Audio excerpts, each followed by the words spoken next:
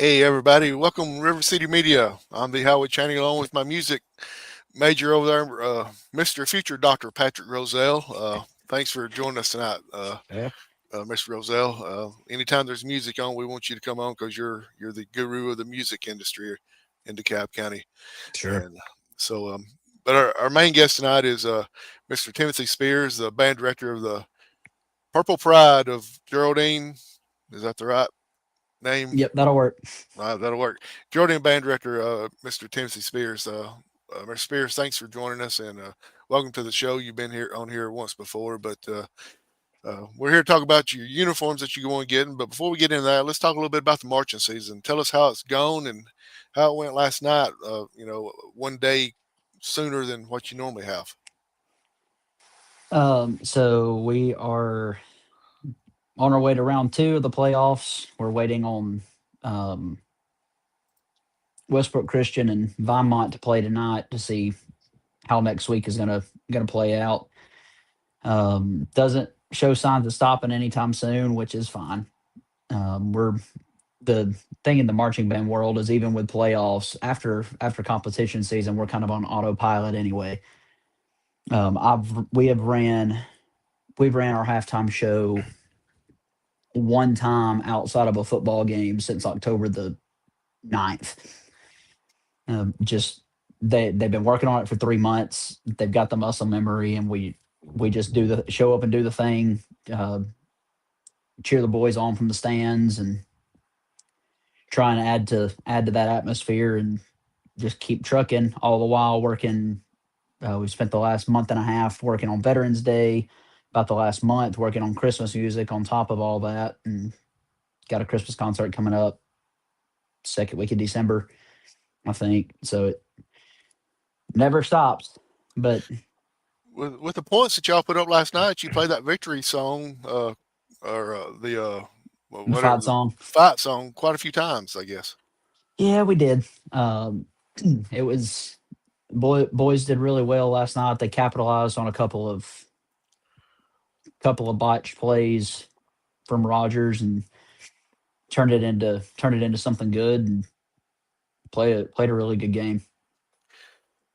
Something that just popped in my head. Playing the fight song that many times, can you toward the end of the game, can you tell that the band members are not as excited to play it as they were at the start of the game? I don't I don't know because it's I mean, yes, the music gets annoying, but after you play it that many times, but you've still got the energy of, oh, our boys just scored. So the ones that actually know anything about football, which um, Mr. R can tell you in the band world is not a whole lot. Yeah. Um, but the students that know football a little bit, they get excited when we score. So there's not really a whole lot of energy loss there. The only time that there's an energy loss is that last fight song on a loss is Mm, it's hard to keep that energy up. yeah. Yeah, absolutely. Patrick, I'll let you ask some questions about the marching season. Yeah. So tell us a little bit about your competition season and how that went for you and how many contests you went through and give us a little breakdown of that because I know, like you, my kids, when we finished our last contest, we didn't practice anymore. And I'd ask them and say, "Hey, y'all want to go run the show for Friday night?" No, because you're right. That muscle memory just kicks in. The fingers know where to go, and the lips know what to do, and the feet know which direction to go, and the flag know which way to toss or drop or whatever they're going to do at that moment. And but tell us about your marching season and how it went for you this year. Before you Um, answer that, is dropping the flag really the right terminology that you want to use on that? I'm just messing with Well, you. Go ahead, Spears. that's what uh, it's called, but you don't want that to happen. so we did two competitions. We went to the competition at Pinson High School the last week of September, the last Saturday in September, and then 2 weeks later went to the Beaver Pond Marching Invitational in Walnut Grove. Um, I've spent the last few years trying out a couple of different competitions and trying to figure out what I like, what the panels are like at certain competitions, and that kind of thing. Um, And so at our first competition, um, my percussion, drum major, and color guard all got superior ratings. Color guard, that was their first superior rating since they've only had one superior rating since 2018, and that was in 2019 at their second competition. Um, so this is the first that was the first color guard superior rating of my tenure there, and I take no credit for that. I've got good staff and good techs, and the kids worked their tails off and they got it. Right. Um, they were the no, that's the wrong competition. The band got straight excellence. Got three excellence for an overall excellent at that one. But it was by far their best run of the season, and I think we may have talked about this the last time I was on. But my what I always tell the kids, especially on competition day, but I'm like this across the board. I mean, yes, I want good scores at a competition. I want them to get the superior ratings and the trophies and all of that stuff. But that's not why I take them.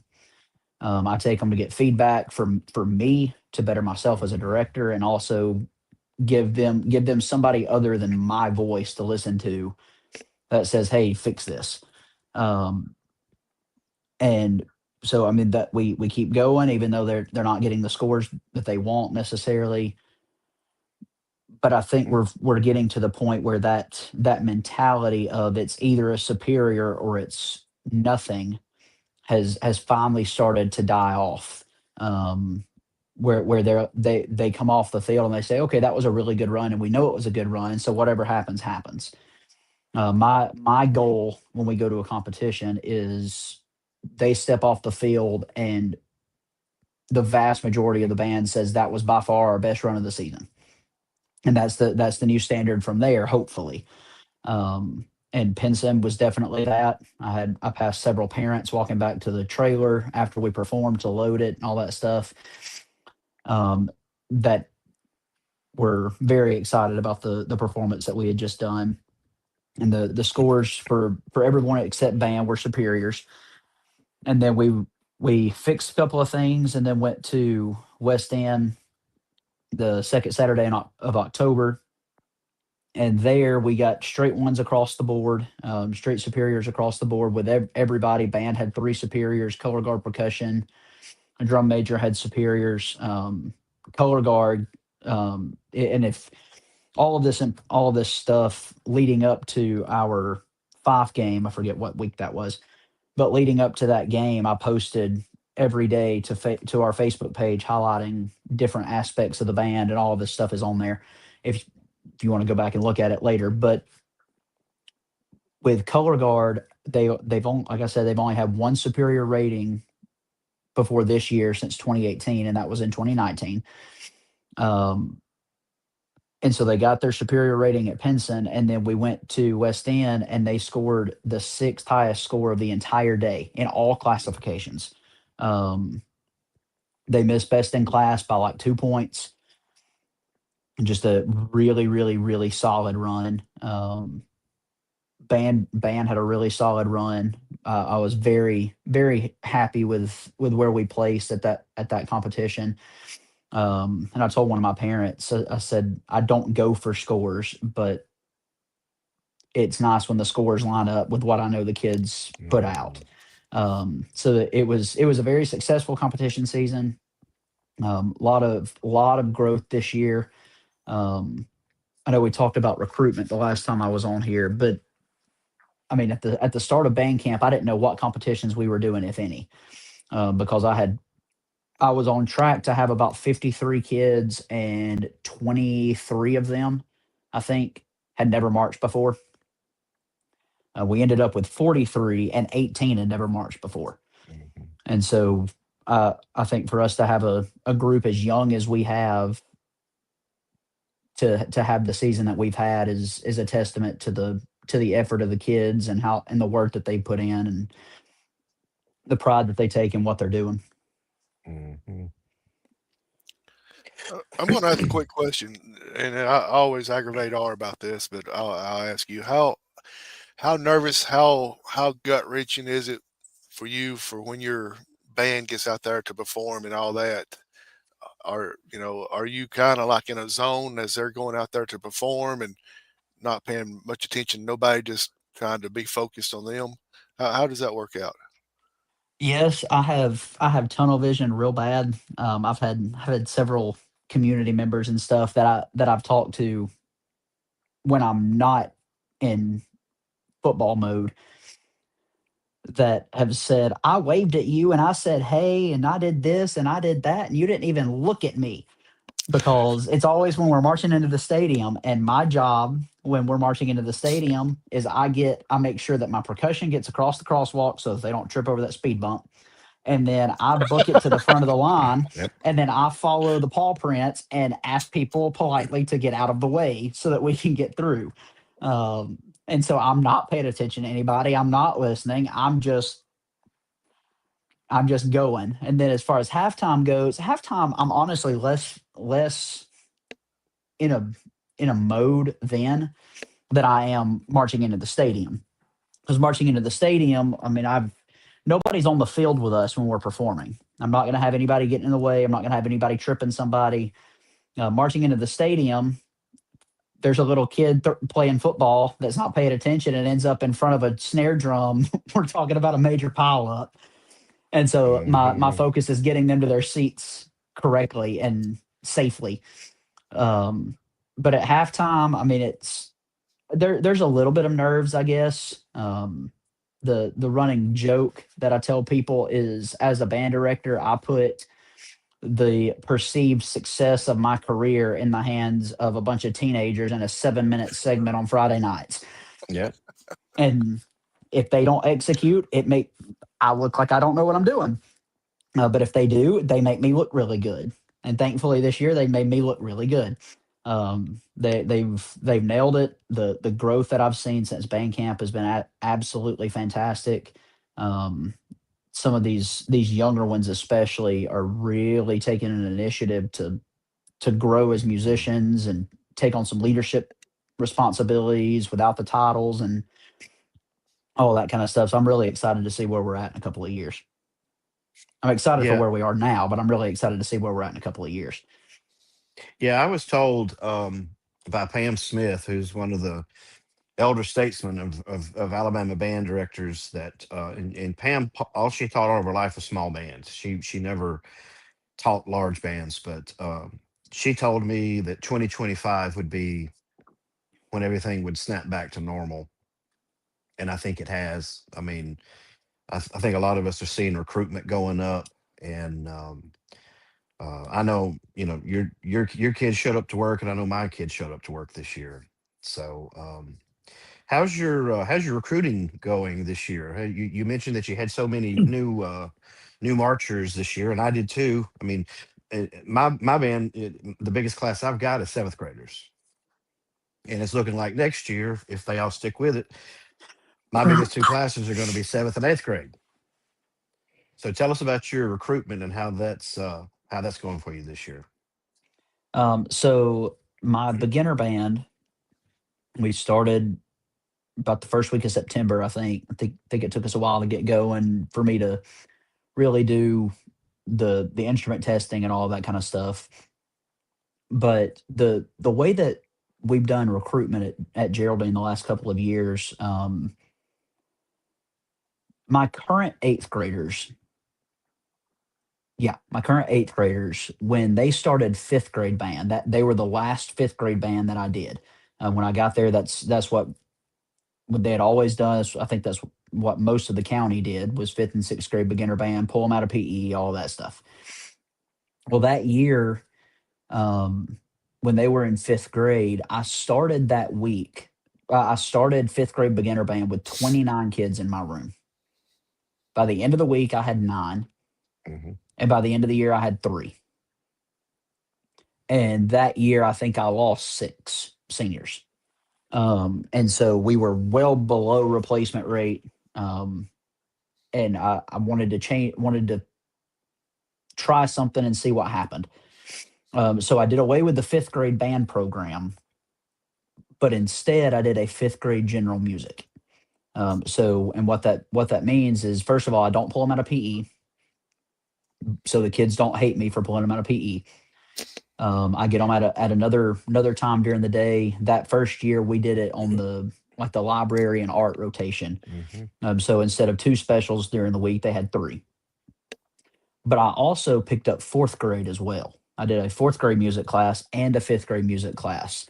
They do two. They both of them do different things. I don't keep them on the same pace. But what that does is it prevents me from being this scary dude who walks up at the beginning of the year and says, "Hey, come do this thing," and you have no idea who I am, but come down here and be in my class and do this thing.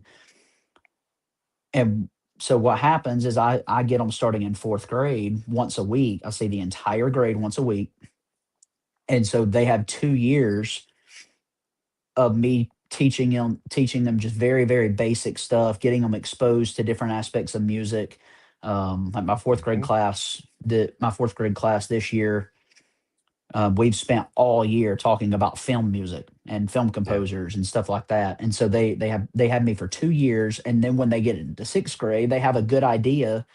They're exposed to music enough to say, "Hey, yeah, I think I want to do this." Hmm. And because of that, um, that those kids, my last two beginner band classes, and like I said, my eighth graders, I had three. My Hmm. seventh graders, I had 21 last year. Yeah. And then my sixth graders this year, I have 19, I believe, either 19 or 20. Um, and so we're on track. And that looking down the next couple of years, this year I'm losing five seniors. Hmm. Next year I think I'm losing six. The year after that, I think I'm losing eight, maybe. Um, and so, I mean, if we keep these recruitment numbers up, I mean, we're on track to have about 75 kids in 3 years. Um, and the kids are eating up what I'm giving them in beginner band, and they're reading really well. We're fixing to start getting away from the beginner band book a little bit and start trying to actually play some music because they're reading well Hmm. enough to do it. And so we're on track right now. If all my beginner band kids stay, in March next year, we're on track to go from 43 to 62 overnight. Which brings us to this thing. The Yeah. uniforms that we currently have are about 10 years old, and I think there are a total of 60 jackets, maybe. But for 3 years, I've not been able to get everybody in jackets without having to alter them and whatever because of all just the way the sizing falls. And Hmm. so, like this year, my drum line is in a totally separate uniform than everybody else because I didn't have enough jackets to put them in. And so, new uniforms are the biggest thing that we've got coming. It's a great problem to have, and it was about time for them anyway. But it became with this recruitment, it became a sooner rather than later thing. Yeah. And you made a good point there, because we've gone through and reworked my recruitment at Sylvania as well over the past 2 years, and it was stated at one point that sometimes we're the first male teacher they see, that because I we don't have any elementary, let me make sure I don't misspeak here, we don't have any male elementary teachers at Sylvania right now. We used to, but we don't right now. So they come into you and you're, uh-oh, what's this? And they're in this building they've never been into. And so that's good. That's really good that they're doing that with the fourth and fifth grade. So and you've definitely got the band room for to house that down there. So that's good. So any plans? I know you said you're getting ready for the Christmas concert and all that. We'll get you a fundraiser here in a minute. But you got any trips or parades, Christmas parades, or anything like that coming up soon that you're going to be running around doing? I mean, our Christmas parade at Geraldine, I believe, is December the 13th. And we'll do that one. That's usually the only one that we do. The last couple of years, if we've been able to, Crossville has come and we've kind of done a joint band.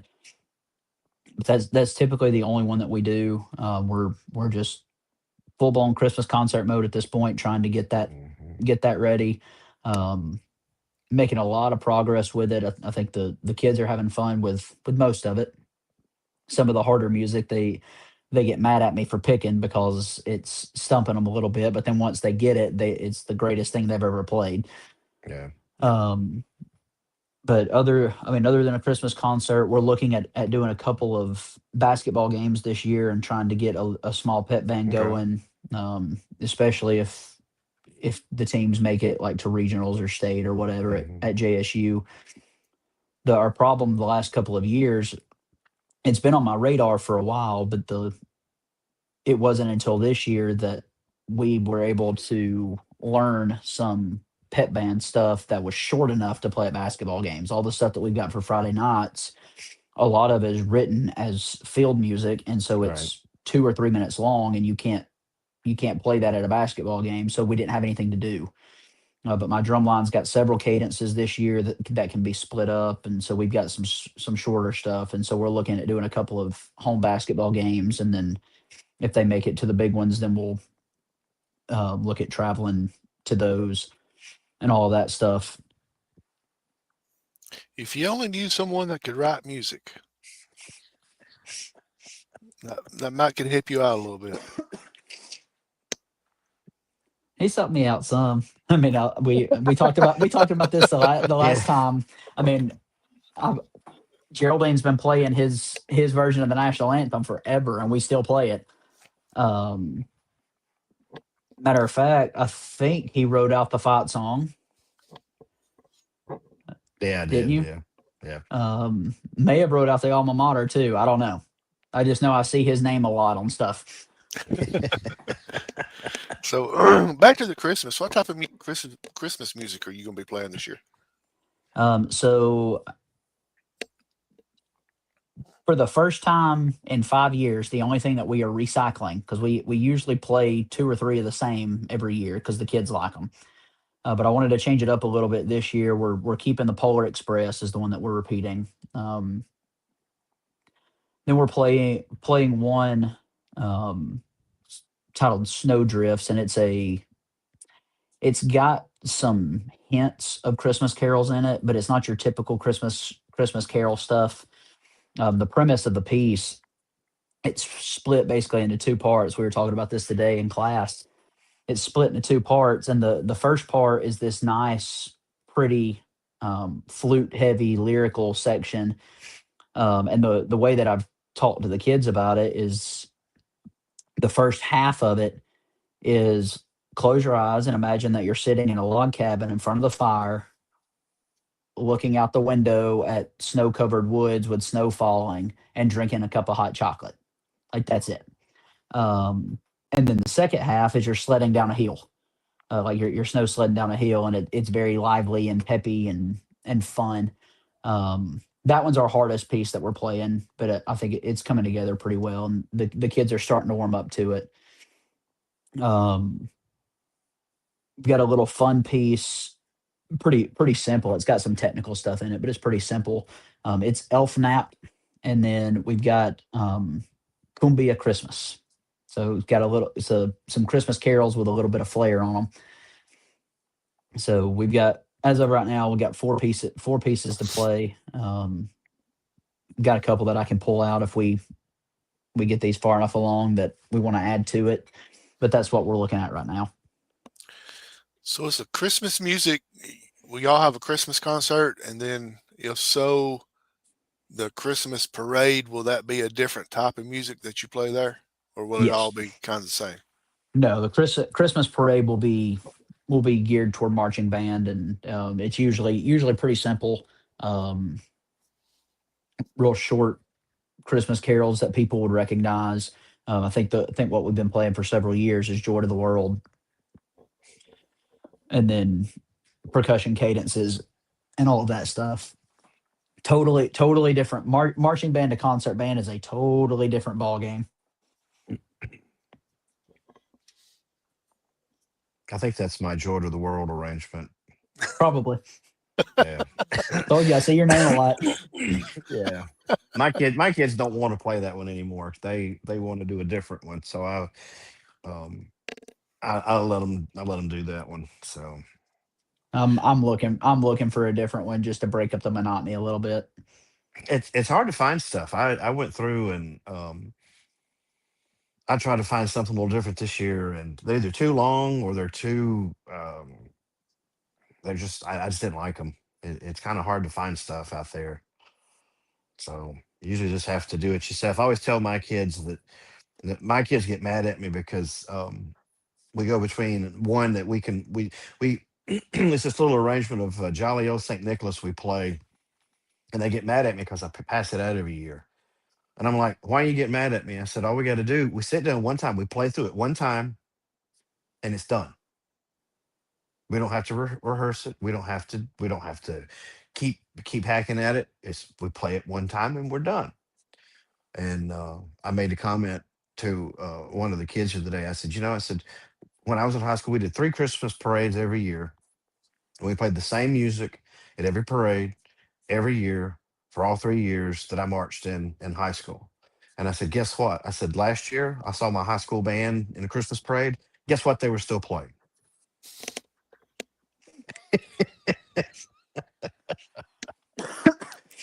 So So ease of use, I think, is the thing.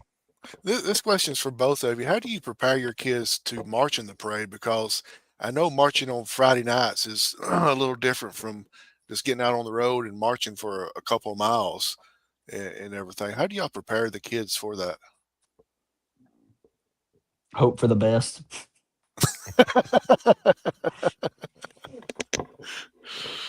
That's your I mean, We philosophy so, too? sometimes we'll at like for homecoming especially. This year we were very fortunate that homecoming was late in the season. The last few years, I know my first year at Geraldine, I want to say homecoming was like week 2, week 3. It was so hot. Um, and we're the only foot unit in the band. We're the only ones that are wearing a uniform that's long sleeve jackets and full length pants and all that kind of stuff. And it's a lot um, to try and stay in time and play and all that kind of stuff when it's 95 degrees outside and they're in full dress is hard. And so sometimes if it's hot and I'm worried about it, then we'll march around our practice field for 15, 20, 30 minutes at a time. But we didn't really have to do that this year. Didn't have any issues in the parade. So it was this year was a good one for us. But it's the without dedicating a lot of practice time to it, there's no way to condition for that. And that's just with us, we're working marching band, and then at some point we've got to pass out concert stuff too, and all of that. And we don't have the time to dedicate to marching around the campus for 2 hours. Yeah, I usually take the last 15 minutes of practice the week of, and we just because the way Sylvania is laid out, it's a kind of a circle. It's a circle road around it, but we go down the middle road through the elementary, and we turn around, we go by the old gym, and we come back through the middle of the school, and we do that 2 or 3 times that week. And this week, or when we get ready for the Christmas parade, we'll probably do something like that. There's been years that we've just moved everything in the band room, and I just set them up in a block in the band room, and just was like, all right, let's do it. Because you're always the thing about parades is you're always at the mercy of whatever's in front of you, and God forbid there's not a horse or some type of large animal. Um, because if you march, if like Timothy, you marched at JSU like I did, where they had all those horses in the parade. They were usually in front of us, and there was some items to dodge that came through there, but yeah, there's no easy way to do it, and and you're just because again, like Timothy said, you're usually the only group on foot, and so sometimes that car in front of you is going to fly down the road, and there's going to be this big gap because you can only move so fast. And but yeah, you just of course, the good thing about most of our parades appears they're just straight shots. straight down 75 may turn into the school or something like that. But as long as it's a straight shot, you're fine. If you got a lot of turns, that's when it gets messy. Especially with parades. The hard part for ours is that the hardest part of our parade, it's about a mile and a quarter, I think. But the hardest part of our parade is a tenth of a mile from the school, if that. And so because it goes downhill, so they've been marching forever, and then it goes downhill, and then goes yoop, right back Yeah. up. And so they're all give out by then anyway, and then that last little push is tough. Where Yeah. I've never been to Geraldine's parade. What is the route for it? Where does it start and stop at? Homecoming starts at Liberty Bank, marches down 75 and takes a left onto 227 and then a right into the school. Um, Christmas starts at the Frothy Dog, or right before Frothy Dog, marches up 75, right on 227, and then right into the school. Okay. So yeah, you got a little bit of hills to deal with. Hmm. Wow. Hmm. Well, let's move on to the main reason we got you on here tonight, Timothy, and talk about the beautiful uniform you got there behind you. You've Hmm. already talked about, your increasement of the recruitments and more kids coming out and everything, and you're looking to purchase new uniforms, and you're going to look for trying to get close to 100 of them, and that's going to take a pretty good chunk of change. And we're on here to talk about your fundraisers and everything. So, if you will, tell us about some of your fundraisers you got going on. So we are looking at 100 uniforms. That gives us some extras if some were to get damaged or whatever, but also gives us room to grow without having to order more. Um, these uniforms are between it include like top of the feather all the way down to the shoes. You're looking at between 450 and $500 a piece. Hmm. Um, and so at 100 uniforms, you're talking about by the time it's all said and done, you're talking between 45 and $50,000 total. Um, we actually are the way that we're fundraising. We're going to be able to. Our goal is to keep it at about 40. Um, we've had to add some uniform parts that are universal, like the pants, especially. I've had to replace a bunch of them over the last 5 years, and they're in good shape. So we're going to use some of those to offset some of that cost. Things like the hats, we don't necessarily have to get 100 of those because then storage is an issue for them. So we're trying to be as frugal as we can, but also not, but also put something out there that the kids, the program, the school, and the community can be proud of.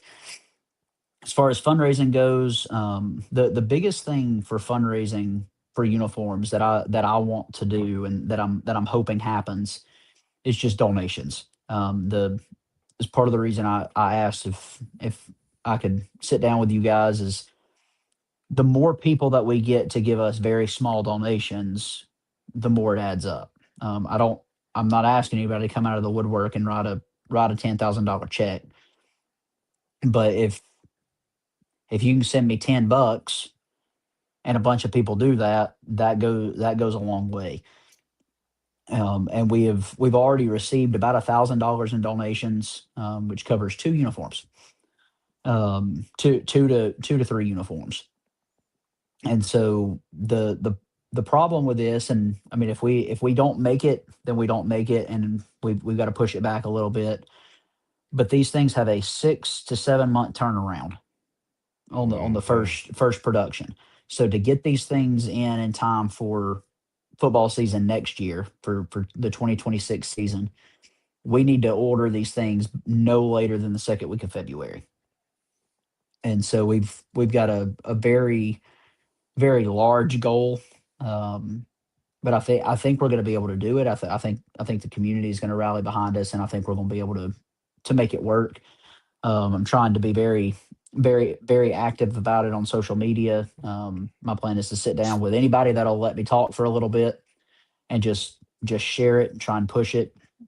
Um, my band boosters are we're fortunate to operate the concession stand at the stadium, and so they're gonna be able to help tremendously with those costs. But it's not we're not gonna be able to just write that kind of check. We're gonna need some help.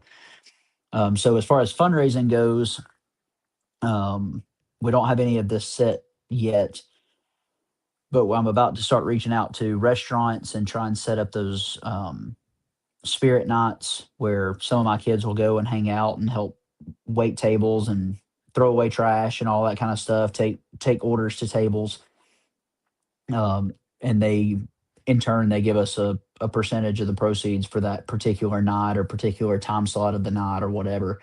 There are several restaurants around us between Geraldine and Boaz, Albertville, Rainsville, that kind of thing that do those. And so we're going to do as many of those as we can. Um, I'm trying to avoid the typical just here's a catalog, buy something, because I know that gets taxing. Everybody has to do it. It's a beast. It's a necessary evil that we have to do. But I'm trying to take a different approach to the fundraising for these, just to try and get all of it in. Um,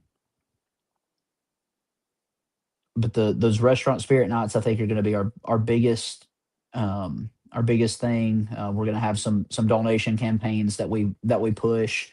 Um, we're looking at possibly doing like a vertical raise to where you sent the kids sent emails and stuff like that, and people can donate that way. Um, all of that is still in the works. The focus for the last couple of months has just been getting the sample in and being able to unveil it.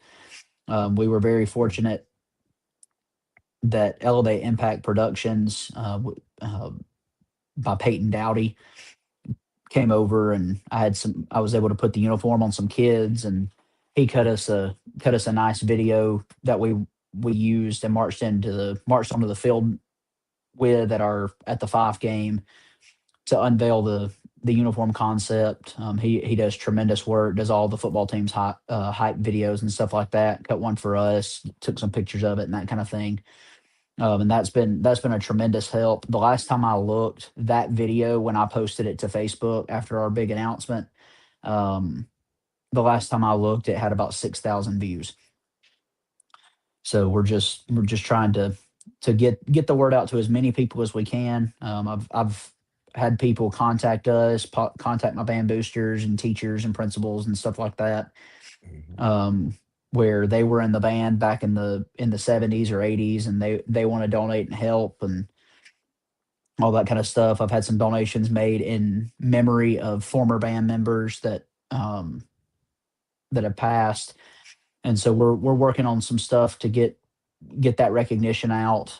Possibly put some plaques in the band room and stuff like that for donors. Um, got a lot in the works, but the big thing right now is just getting the word out and making sure that people are following us on social media so that we can, when we do push something out, you don't miss it. And just, I mean, our page is public, and every post that I make is public. And all my big ask is just share it, share it, share it. Nice. I'm not a mathematician, but I'm doing a little bit of quick math in my head. If all 6,000 of those likes will send you $10 a piece, you're taken care of. Yep. Problem solved. Yep. And that's what we're trying to do. Like, just small donations. And Mhm. Coach Coach Jordan, Coach Michael Davis. Davis. My mind went blank. Do your part. Keep on winning, where they can keep on making money at the concession stand as well. Yep, that helps. Because more than likely y'all get to play at home again this coming Friday night, and uh, if everything works out right. But yeah, that's one of the bigger money makers that y'all can do, and so as long as they can keep on winning, then you got money coming in. Yep. Mhm. So yeah, all 6,000 people that watch the initial video, send $10 in. That'll get it paid for, or send the $5 in, and that'll get majority of it paid for. Yeah. So we have to have, um, if we have to have at least half of it by February. Um, but we're gonna have to have what the plan is we're gonna see where we're at on fundraising and donations and stuff like that. And the concession stand and the band booster money and that kind of thing is going to be used to close the gap. If we don't get enough donations to cover it, because we've got to have half of the money up front to order them, and the rest of it has to be paid when they come in. Yeah. Um, but we're not going to order them until we know that we're going to be okay. Mhm. And so we're just like I said. I mean, if you're talking about $40,000, we've got to have 20 of that by mid-February. And so it's a lot. I have had people ask, like, how do I donate money to it? The easiest thing to do is to mail a check to the school. You can message the band's Facebook page, and I'll respond as quick as I can. Um, but if you mail a check to the school, just make it out to the band and put attention band director on the envelope under the address, and they'll get that to me. But one thing I do ask is if you're donating in memory of somebody, or if you want to tell us a little bit about yourself and what your role was in the band, if you're an alumni and that kind of thing, please put that in there, because we're reading those, and we're making a list of who's donated, trying to keep some make a list of addresses and stuff so that we can send thank you cards out and all of that kind of stuff. So I like to know who's helping us. I like for the kids to know Mhm. who's helping us. Obviously, I know some people want to make anonymous donations, that kind of thing. That's fine. But mailing a check to the school is the easiest way to help us with this massive feat that we've decided to undertake very quickly. Yeah. So I got a question I want to ask you that I just thought of. So I know when I went through the process of ordering the uniforms that Sylvania has now, and we're close. We're not close to 10 years. We've got 2, 3, 4 years left because we gained a year because we didn't march in 2020, and so we kind of gained a year life. But this process, I know because I've been there and done that. Now you're going through it. Is fun because you get to see all these ideas and you get to see your idea of a uniform come to fruition. And you see all the drafts and you see all this, but then you got the tedious task of finding the money, Mhm. coming up with that. So tell us a little bit about your design process. I'm interested to see because you shared some of it with me, and I've seen this uniform, and that's a beautiful uniform. But I've seen it kind of from the beginning to what's standing behind you there. But tell us a little bit about that. So the way that the process works is I reached out to the uniform company, and they sent us um, I forget what they call it, but basically it's this very very lengthy Google form.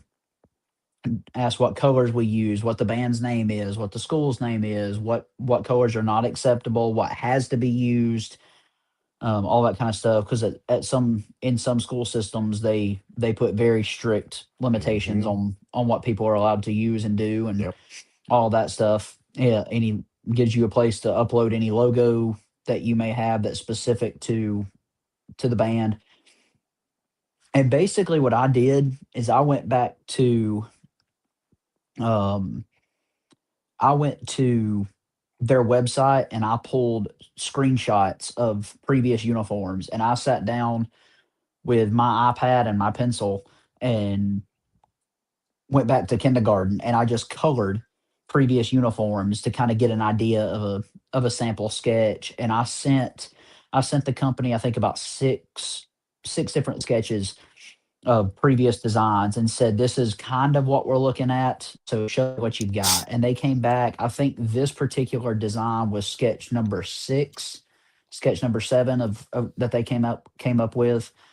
um and when they sent me this initial design, the only thing that I told them I wanted to change before they made the sample was the gauntlet that you see on the performer's right arm, this one right here on the white sleeve, because at initially they were the same gauntlet on Mhm. the wrist, but coming off of that white sleeve, I was afraid that that white gauntlet would get lost. And so I said something about some purple, like a purple chevron or something across that gauntlet, and they came back with this that matches the left shoulder, and it's actually really cool because when a performer is playing and their horn is up here, the the purple on that gauntlet is opposite of what's on the shoulder, but when their arm comes up, it actually lines up nearly perfectly. And it's an extension of that left shoulder, and it's a really cool concept, and I'm happy with how that turned out. Um, but it's been a very simple process. That's part of the reason we're so behind the ball on the fundraising, is because when I started this process at the end of the school year last year, I was thinking a year and a half. I was thinking minimum a year to plan it and then order. Um, I was not expecting within really 2 months of really starting this process to have a sketch and a sample and all of that kind of stuff and be ready to go. So the turnaround on the sample, once I approved the sketch on the picture right there that they sent me, and it's hand drawn, and once I approved that sketch, I had a sample in my band room in about 5 weeks, and then it Mhm. was just buying a mannequin and slapping it up at the stadium to show everybody what it looks like. But Mhm. it's been a really neat process. I mean, I'm fairly early in my career, and I've never even remotely looked at doing this, and it's been a cool process. The company has been very good to work with. When it came in, there were immediately some things that I saw that I was like, yeah, now that I see that, I don't like it. Mhm. And all I did was send them a list and say, hey, when we go to production, we want to take this, and this off. And it's very simple and very easy to do, and it's been a cool process. Mhm. Yeah, I know when I had to do mine, and this was many years ago, but we had to go through three companies, and I know that you didn't have to do that, but we had to go through. We had to contact three uniform companies, get a sample from each of them, and then we had to justify why we picked the one we picked. Because if it wasn't the cheapest, we had to justify why we wanted this one over this one. Um, so when back in the day when I did ours, we had to do three designs with three different companies.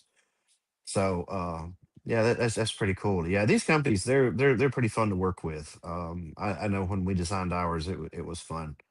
So tell us a little bit about the here's my question, and this is from one band director to another band director. Does the all the white concern you any at all? A little. That's been the big concern, but I knew Because we all actually I see when I see white is hot chocolate. yeah, hot chocolate, nacho cheese, and chili. Yep. Maybe the occasional ketchup and mustard. Um, so it's definitely going to be an adjustment. Yeah. It's something, and I've been very upfront with the kids and the parents about this. Like there's going to be some things that have to be put in place to protect the life of these things. Um, but they all seem to be good with it. And in talking to the company, they said the white is not hard to clean. Like they've ended up with mud all over them, and it basically just wipes off. All of these jackets are machine washable, so the days of having to Yeah. send it all in for dry cleaning are done. Um, so we can clean them more often, which will prevent them from wearing out as much as Hmm. quickly. Um, but that's been the biggest concern about the design. That was the concern from the very beginning. Is is all of that white? But we went to a competition a couple of years ago, last year, where it was a festival style competition, and they had a representative that sat on the 50-yard line and watched your show. About halfway up in the bleachers, sat on the 50-yard line and watched your show.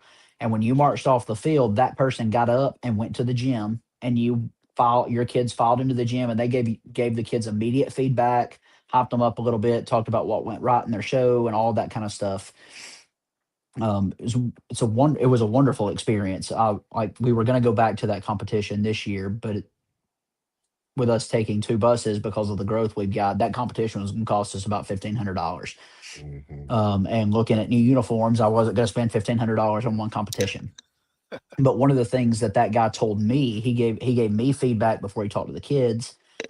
And if you've seen our uniforms now, and they're nice uniforms, but with between the black shoes and the black pants and the back of the jacket being solid black and half of the shako being half of the hat being black, um, there's a lot of the feather on top of the hat is black. There's a lot of black, and it's very dark. Hmm.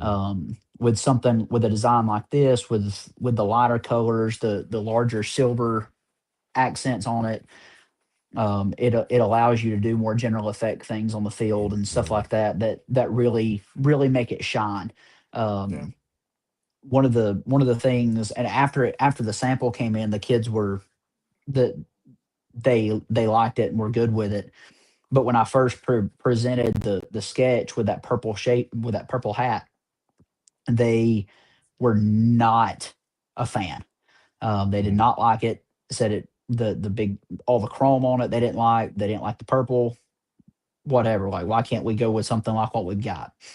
Hmm. When it came in, they like it, especially with the white plume feather on top. But the thing with this uniform that you can't see with it displayed like this is when the kids turn on the field, if they ever turn back field for any reason, the only color you've got is on the very back of the arm, and then that purple Yeah. shako and white plume.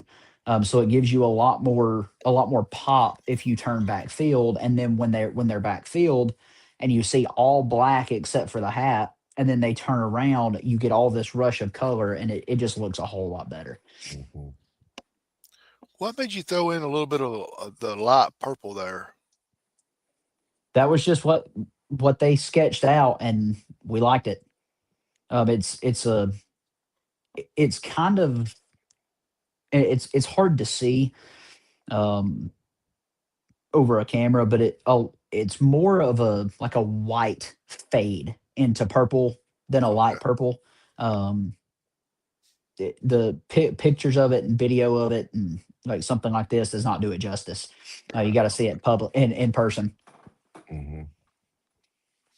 Well, on that sleeve, when you move a little bit, I could see where it was fading down. Yeah, where it started out with light purple and kind of Yeah. went down to white right there. Yeah. Okay. Yeah, and then it goes into that white gauntlet. Right. It's a really sharp design. Hmm. I'm happy with it. I like it, and I'm looking forward to being able to put some kids in it next year, hopefully. So you kind of touched on it a little bit earlier. How long did it take you to come up with that? I know you went through a lot of other pictures and everything, but how much total time do you think it took you hours, I guess, to spend on that? Well, I didn't come up with it. I sent them some sketches of what we did, and they have a team of artists that literally sit down and hand sketch and hand color. It's not a computer software that generates it; they draw it by hand. That they have a design for every type of uniform, whether it's a jacket or a printed top or whatever, and they sit down and they hand sketch it, hand color it. And like I said, I think this particular design was about. I think this particular design was sketch number 6 that they came up with. The initial ones they sent me like 3, and I said I don't like this about this one, but I like this about this one. And what if we did this that's on this one with this one? So what if we took the gauntlet right there with the purple? That idea was on another sketch, but I Hmm. liked it, and so we moved it over to that one, and they changed the color scheme on it just a little bit. But it's very easy for me because I didn't have to do anything.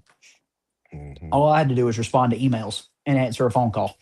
See, I was setting you up there to where you'd say, "Boy, I spent hours going through and trying to make it just this so, that so, and all that." And here you are, like, "Oh, I didn't do nothing. I just answered a couple Look, emails." I can draw a stick man, and that's about it.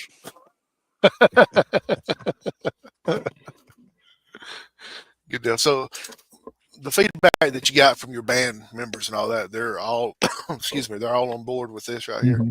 They And all the like it. when we had it on this mannequin set inside just inside the gate at the Fife game a couple of weeks ago, and the community support. There were people walking up taking selfies with it, um, sharing it all over Facebook and all over all the social medias. The community support behind it, I think, has been overwhelming. That's what you I've want not to heard do. anybody complain about Carry it back out there and charge them $5 a selfie. Yeah. it. How much easier of a moneymaker can that be? Just say, hey, $5 for a selfie with a new band uniform. Okay. Might Um, have to look at that. absolutely. So, but Hmm. I kind of joked around earlier about the playoffs and everything. As long as Coach Davis and the team keeps on winning and playing at home, you make the money. But playing every playoff game at home is very difficult to do. So you more likely you're going to have to take another trip, and so that's going to eat into a little bit of your funds again. So, Hmm. um, you know, so anybody that can come out and help out anyway, donations or whatever, that would be fantastic to help this group of kids out. Hmm. So, do do you happen to know what school address is where you can just kind of put it out there that way if anybody wants to send something to the school? Yes, that address is 13011 Highway 227. Um, Geraldine, and the zip is 35974. And just Cool. put attention band director on, or attention band, and they'll get it to me, and then we'll, like I said, we're working on some recognition, ways to do recognition and that kind of thing for people that make donations and help us out, because this is definitely it takes a village to make this happen. We're going to have some people get behind us and help us with it. And Yeah. like I said, they already have. We've had donations as small as a couple of dollars at the concession stand in the little boxes that we've got with the picture of the uniform on it, all the way up to, we had somebody donate $500 and basically sponsor a uniform for a kid, um, which is wonderful. And that's the thing. I mean, the if we don't make our fundraising goal, what I'm going to look at doing is downsizing on the amount that we order at one time, and just trying to get enough to get us through the next year, and then I can order more, and then I can order more, and then I can order more if I need to. Um, but if you're looking at making a donation and you would like to sponsor a kid, if you know a kid in the band or know a kid in beginner band and you want to sponsor their uniform, um, then that's perfectly fine. You can do that, um, and go from there. Yeah, a lot of people don't realize it does take a lot of money to keep a band going, regardless, because of you're having to pay for your transportation to all the games, to the band competitions and everything like that. So, some of them just think you just show up on Friday night and play, and that's all it is. But you're out a lot of money to get to, uh, especially the away games, and us being in the same region. I say us, Sylvania and Geraldine being in the same region. Y'all got a lot of road games just like we've had, and there's yeah, you got a couple that's close by the Fife and the Sylvanias, but then again, you got to go to Whitesburg Christian and Holly Pond, and Hmm. that eats up a lot of gas money right there. Mhm.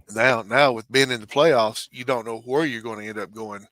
You know, so it could be a 2 hour drive eventually. Yeah, the 2 years ago we went we missed the state, or the team missed the state championship by 5 points. I believe that was against Madison Academy. And that particular season, we clocked the band clocked 1,300 miles that season. So it's a very expensive thing. And I mean, it's expensive for everybody involved, expensive for us, Right. football, cheer, all of that.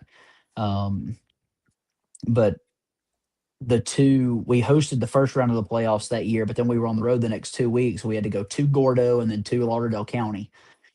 So those were we of those 1,300 miles, we clocked about 700 of that the last two games, and so it was a lot.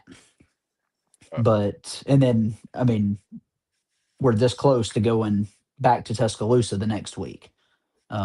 So it's a lot. It's a lot of things. Um, it's expensive, and you got the travel costs, but then you also have all the equipment costs that goes into it. These kids that play saxophone and clarinet, they go through some reeds like crazy. Um, even drumsticks. And that this is something that I didn't realize until I started at Geraldine and was having to order stuff. I mean, you get a pair of bass drum mallets for marching band, a pair of them, and you're looking at $60 to $80 a pair for a couple of sticks. And so it's very expensive to operate. Um, but we've been fortunate that we get fundraising works pretty well, and then we get some donations to go to that. Last year, we were fortunate to get a grant that we're hoping to possibly get again this year to help with some of that. And because when you start talking about the growth that we're seeing at Geraldine right now, that entails getting a lot more equipment. Um, one of the grant that we got last year, we bought a marimba with that, so that I've got a student who tried out for the Alabama All State Band last year, but I did not prepare her well enough for it because I didn't have the equipment to put her on. And so when she got to auditions, it freaked her out and she didn't do well.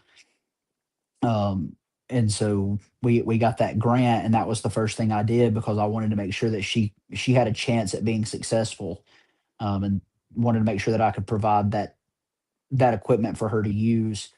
And then also our tuba, I think it came over on the Ark. The tuba that we were using, I think it came over on the Ark, and it was heavy.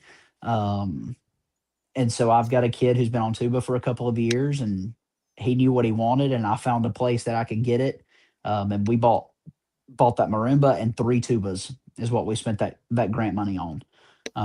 And now we're looking at having to buy another tuba, if not two.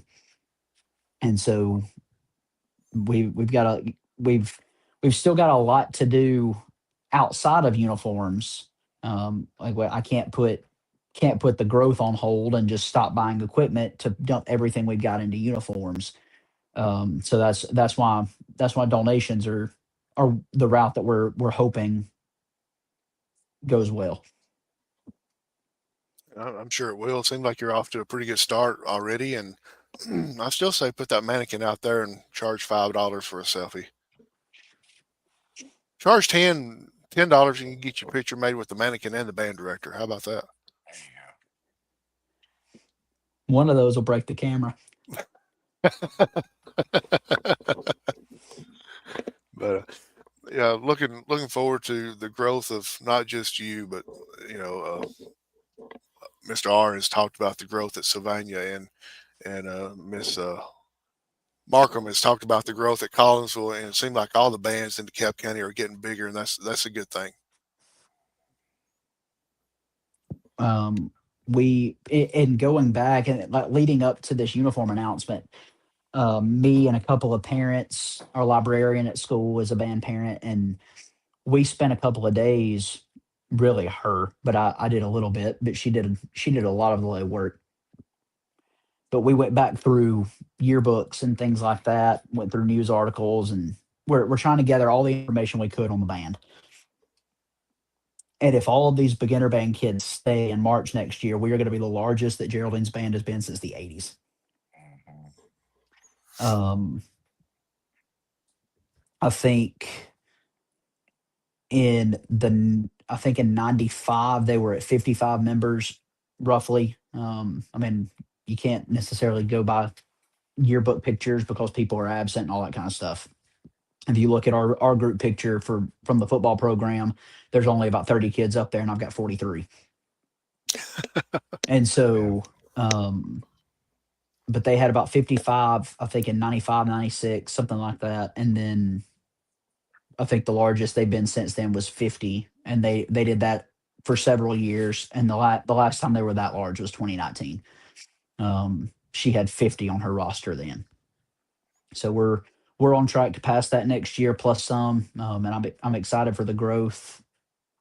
And I mean, this group of seventh graders this year was enough to replace my next 3 years worth of seniors. Mhm. And so we're in a really good place, and now it's just keeping it there. That's my big fear right now, and I don't think it's going to happen. But in the back of my head, I mean, I do 20 kids. I recruit 20 kids at a time for the next 3 or 4 years, and then all of a sudden it takes a nosedive, and I lose 20 seniors and only pull up five. That scares me. right. Um, but I think we're building something that's gonna last and gonna hold out, and so I'm excited to be a part of it. Absolutely. And the money's got to keep on coming in even after the uniforms is bought. You Mhm. getting all these kids coming in and all that. One bus won't hold all these kids. You're going to have to start taking two buses to a certain extent, possibly. I don't know how many kids you can actually get on a bus, but I would assume that if you get enough kids out there, you'd have to take two buses, wouldn't you? Well, we're taking 2 buses this year. Oh, okay. That was why we didn't go to that competition down south of Montgomery toward Prattville, was because it was going to cost us $1,500 because we were taking 2 buses. Um, and so it's expensive. And I mean, you look at like right now. I mean, we could probably cram onto one bus, but it'd be tight.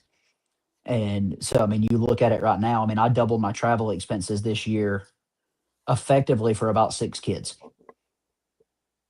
Mm, And so you double the expenses, but you only pull in a tenth of the revenue, and it gets expensive. So that's where we rely on people buying stuff at the concession stand and people buying things when we Mhm. fundraise and that kind of thing. And all of that is greatly appreciated.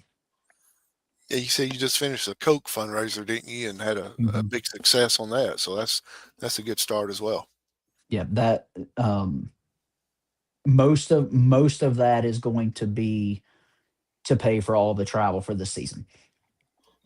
Um, and give me a little bit to purchase like spring concert music and that kind of thing. Um, some of it'll end up going toward uniforms, but that one we typically try to do that one in the fall, especially because the Coke fundraiser is our best seller by far. Um, and we try and do that in the fall to cover travel expenses. In the spring, I know we're going to do, and this will be before like uniform deadlines and stuff like that, but it did really well last year and we didn't really advertise it all that well. But we're going to sell. Tidal Wave does car wash coupons, and it gets you their $30 wash, but you pay $10 for it, Hmm, and we keep half of that money. So I give you a ticket, you pay $10. I think it was 10. Pretty sure that's right. Either 10 or 20. But you pay for it, and I get half the profit off, or half of the money off of that. And I just have to give Tidal Wave their part, and they hand me the tickets, and then we give them out. Um, and they're good for like a year, I think.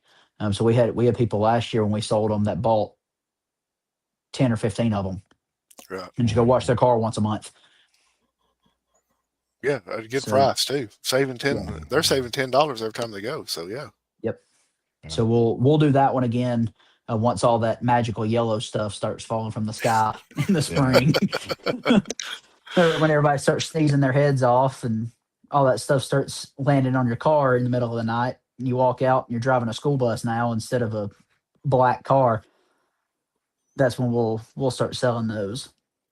Yeah. Yeah, yeah, that's a perfect time to sell it too. So, well, Mr. Spears, we appreciate your time. Appreciate you coming on here, and anytime you got a fundraiser going on, let us know. We'll promote it on here, get the word out to everybody, and best of luck on your uniform donations and being able to raise that money to get them all. Hopefully, you'll hit the amount that you need where you can get all 100 of them and not have to worry about trying to raise more money next year to get more uniforms. Because, like you said, if you don't get it all this year, you'll have to start getting some more next year. I appreciate you having me on. Oh, no problem. Patrick, you got anything before we let them go? Nah, we're good over here. He answered some fun ones here tonight, so that was. I'm still interested to see how the white turns out for you because my last design they put white on it and I ran, but I'm really liking that white on yours. And my drum major had white this year, and it stayed pretty clean. It stayed pretty clean. So I know some band directors that their uniforms have a lot of white in them, and so there's gonna be a lot of conversations about what we can do to keep them clean. I think there's some stuff that you can actually put on them that'll actually make it sort of water repellent. That'll help. mhm, Um, but it's gonna be a learning curve for me and the kids to be able to sure. take care of them because right now, I mean, everything's black. All you do is dust it off Mhm, and you're fine. I had a kid last week, I believe. We were walking across the field out of the stadium after the football game, and she dropped her jacket. She was over her arm, and she dropped it, and it landed on the big bulldog in the middle of the field. And when she picked it up, the black on the jacket was now purple. And so that kind of stuff is not that big a deal on our uniforms because you take a wet washcloth and wash and wipe it enough, and it goes away, and it's black. But if you drop that white on purple paint, it's not going to end well. yeah. So it's gonna be a learning curve, but I'm excited to get them and see how it's gonna work, and we're gonna work on some things to really hype it up. And once we do get them and they come in, we're gonna make a big deal about it. Um, the kids are excited, the parents are excited, and I think the community's excited too. So we'll see what happens. Yeah. One last question, you kind of brought the point up. I meant to ask earlier and I forgot to, but these are machine washable. Was that a pretty good selling point where you didn't have to go and get them dry cleaned? Oh yeah, I mean the ones that we've got now are technically machine washable, but we didn't do that very much. Like if somebody got something on it, we would machine wash it, but typically we just send them all to the dry cleaners. But I mean, a dry cleaning bill on the uniforms that we've got is about $400, and so if you have to do that twice a season, Yeah, I mean you're spending close to $1,000 a season on cleaning uniforms. Mhm, that $1,000 could buy you two new uniforms. Yep. yeah. So yeah, yes, the fact that these things can be machine washed is a big plus. Cool. I wished I thought about it earlier when you had mentioned that, but I guess that'll be the last question for you tonight. Let you get out on the easy one tonight. So, but we appreciate your time. If you need anything between now and then, let us know. We'll bring you back on, let you talk about whatever it is, fundraiser wise or anything like that. And but it is sharp. I'm going to do a little bit of housekeeping real quick and pull that picture up again and let everybody see the full front and everything the way it looks. And so that on the brim of the hat is chrome. Yes. Nice. It's going to be really sharp. And what you see there, I was telling you all a little bit before we started, but what you see there is basically what we're doing. The only changes that I've asked them to make is the logo that's on the chest is actually going to go away, but you can kind of see in that picture that the logo is on the white sleeve.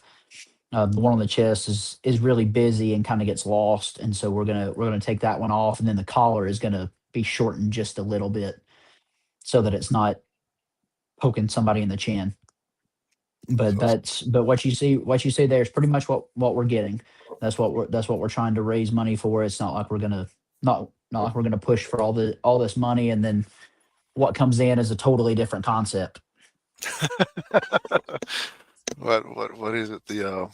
Uh, the old switcheroo, I guess you can say, bait and Mhm. Yeah, we're not switch. doing that. The Not bait doing and that. switch, yeah. Do the bait and switch and everything. So, but yeah, anybody that's watching this wants to make a donation, send it to Geraldine High School, attention band director. He'll get the money and it'll go to the new uniforms that they're going to need because of the recruitment and all that. And the main thing is kids are finally getting out and doing something again instead of just sitting at home and standing on their Yeah. phones and playing games. That's a big plus.